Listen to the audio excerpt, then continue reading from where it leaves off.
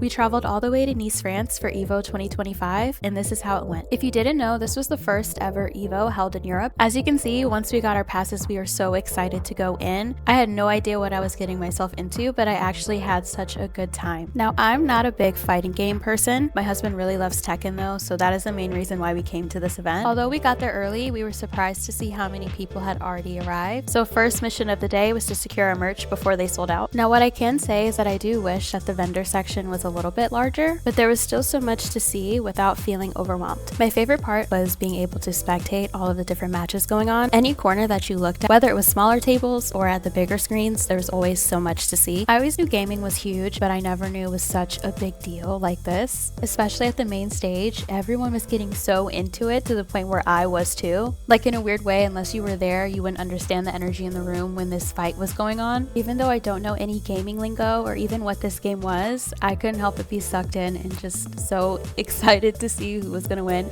I was rooting for them like I knew who they were personally. That's how real it was. By late afternoon, it started to fill up pretty quickly. We decided to hang around the main stage to see the final championship matches. I don't think I fully realized that people would be traveling from all around the world to compete at Evo. I only noticed one gamer from the States, so of course she knew we were rooting for him. It smells like Big Mac onions in here was so real. Whether it was already in the room or it was from somebody that walked by us, we just needed to get out of that space for a little bit, so we ventured to the other side of the venue. We ended up running into Tasty Steve, who is actually such a cool person. We started talking about our locks, and then I found out who he was. He is a very prominent fighting game commentator. By this point, I was itching to play a game, so we got in line to play Tokon. I think I'm pronouncing that right, but it's a new game by Marvel that's coming out next year. Of course, I decided to play as Storm, and you already know that I won. My final critique is that I just wish there was more to do than a handful of games and spectate. It would have been really cool if there was tables where we could play Uno or different card games, even DDR. Would have been such a nice touch. The gamer that got the most love, I would say, was this guy Crimson. He was the last gamer from France to remain in the pool for Street Fighter, and when I tell you the crowd was going crazy about him, they did not play about Crimson. I felt like I was at a soccer game. And to add to my growing overstimulation, directly to my right was the finals pool for Grand Blue. Mind you, the first time I ever heard about this game was today, but there was this player, Pixie, and when I tell you, everybody was so excited to see him play. You could genuinely tell he was having a fun time just being up there, whether he won or not. As someone who isn't all that into fighting games, I can honestly say I had such a good time this year, and if I have the chance to, I would definitely come back.